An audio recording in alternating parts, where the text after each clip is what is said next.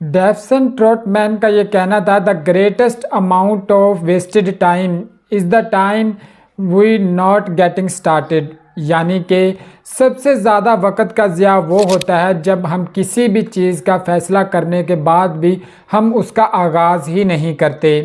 हमारे जो स्टूडेंट्स हैं, इनमें किसी भी क्लास के अगर स्टूडेंट्स लगा लें, चाहे वो मैट्रिक के स्टूडेंट हों, इंटरमीडिएट के हों, ग्रेजुएशन के हों या इवन मास्टर लेवल के भी हों, हमारा जो कोर्स आउटलाइन होती है ना, वो पर ईयर के हिसाब से होती है, यानी कि एनुअल के हिसाब से होती है। इसको इस तरीके से डिज़ाइन किया जाता है कि पर डे के हिसाब से कितना आपको करना पड़ेगा, पर मंथ के हिसाब से कितना आपको सिलेबस कवर करना पड़ेगा, या पर ईयर में टोटल आपको कितना सिलेबस दिया जाता है। लेकिन हमारे यहाँ एक रिवाज ऐसा है कि जब तक हमारे सर पर एग्ज़ाम्स नहीं आ जाते, स्टूडेंट पढ़ना स्टार्ट नहीं करते। इसी वजह से ये कहा जाता है कि एक स्टूडेंट्स के एंड वाले 1 मंथ या 2 मंथ की वो पढ़ाई है, वो पिछले पूरे साल की पढ़ाई से वो ज़्यादा होती है, क्योंकि उस वक़्त उसको ये इस बात का एहसास होता है कि उसके एग्ज़ाम सर पर हैं। अगर अब भी एक्शन उसने ना लिया तो वो फेल हो जाएगा। बेसिकली ये फियर ही उसको जगाता है, और हमारे मेजर ऑफ वर्क्स में ये हमारा फियर ही होता है जो हमें एक्शन लेने पर मजबूर करता है। अगर हम एट द टाइम, यानी कि अपने टाइम के ऊपर ही चीज़ों को करना स्टार्ट कर दें तो किसी को भी मसला ही ना हो। लेकिन आज की इस वीडियो में हम उन स्टूडेंट्स के बारे में बात करेंगे जो एट द एंड, यानी कि एंड वाले मंथ 2 मंथ में अपने पूरे के पूरे जो सिलेबस है वो कवर करना चाहते हैं। उन्हें आखिर कौन कौन सी स्ट्रेटजीज़ को फॉलो करना चाहिए जिसकी बुनियाद पर वो अपने सिलेबस को वो जल्द ही कवर करके वो एग्ज़ाम में अच्छे नंबर हासिल कर सकते हैं। सबसे पहली टिप ये है कि आपको स्कीम ऑफ स्टडी को ज़रूर फॉलो करना चाहिए। अगर आप मैट्रिक के स्टूडेंट्स हैं, तो चाहे आप 9th क्लास के हैं या 10th क्लास के हैं, आपके पास एक स्कीम ऑफ स्टडी ज़रूर मौजूद होगी जिसमें आपको ये बताया जाता है कि आपके कौन से चैप्टर में से वो कितने सवाल आएंगे, कितने शार्ट आएंगे, कितने लॉन्ग आएंगे, कितने एमसीक्यूज़ आएंगे। इवन कि हर एक डिटेल वहाँ पे मौजूद होती है, और जो कम्बिनेशन वाले लॉन्ग क्वेश्चन होते हैं उनके अगर पार्ट्स हैं तो वो भी मेंशन किए होते हैं।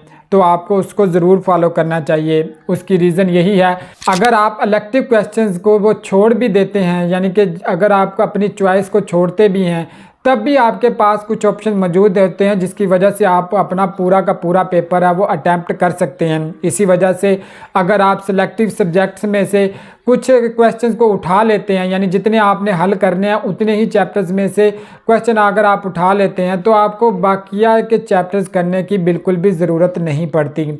इसी वजह से ही स्कीम ऑफ स्टडी को ज़रूर फॉलो करना चाहिए। सेकंड नंबर पर वो आते हैं टाइम टेबल।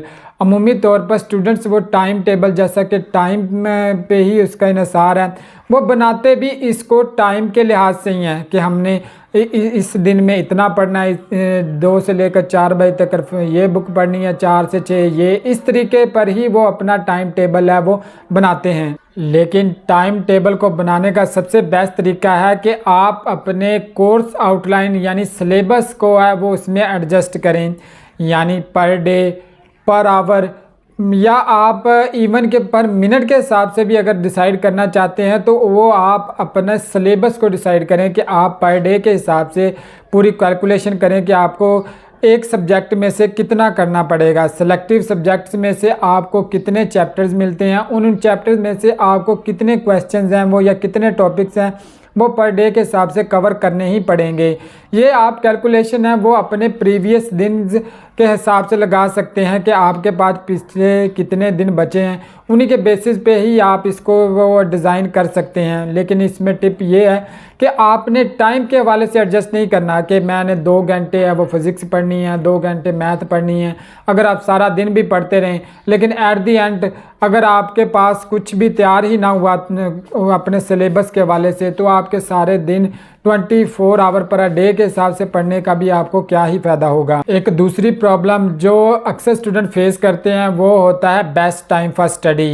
यूजुअली हमें जो टिप्स दी जाती हैं कि आप इस वक्त पढ़ें, ये आपके लिए बेटर है, ये सब चीज़ें बकवास हैं। अगर आपकी नेचर है ना, वो उसी पे ही डिपेंड करेगा आपका बेस्ट टाइम फॉर स्टडी। गो के अगर आपने बिल्कुल ही टाइम ज़ाया किया हुआ है और आपके पास थोड़ा टाइम है तो इस चीज़ को की तो वैल्यू ही नहीं है कि आपका बेस्ट टाइम कौन सा और बेस्ट टाइम कौन सा नहीं है, आपको पढ़ना ही पड़ेगा। लेकिन अगर आपके पास कुछ वक्त है अभी पड़ा है तो आपके लिए बेहतर यही है कि अपनी नेचर के हिसाब से अपना बेस्ट टाइम है जो स्टडी का उसको ज़रूर इस्तेमाल करें। और ये डिफरेंट होता है डिफरेंट पीपल्स के लिए, कुछ लोगों के लिए सुबह के वक्त पढ़ना उनके लिए अच्छा साबित होता है, कुछ के लिए शाम के वक्त। ये नेचर टू नेचर ये चीज़ वो डिपेंडेंट होती है। इसलिए यूजुअली जो कहा जाता है वो इसलिए सुबह के वक्त पढ़ना बेस्ट इसलिए कहा जाता है क्योंकि उस वक्त हम बिल्कुल रिलैक्स होते हैं, हमारी एनर्जी रिस्टोर्ड होती है।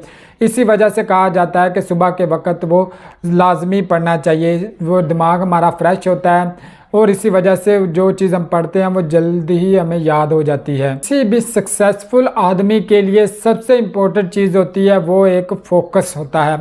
विदाउट फोकस आप कुछ भी नहीं कर सकते, चाहे आप कोई प्रोफेशनल वर्कर हैं, चाहे आप कोई स्टूडेंट हैं, या आप कहीं भी किसी भी शोबाए ज़िंदगी से ताल्लुक़ रखते हैं, आपके लिए फ़ोकस है वो सबसे इम्पोर्टेंट चीज़ है।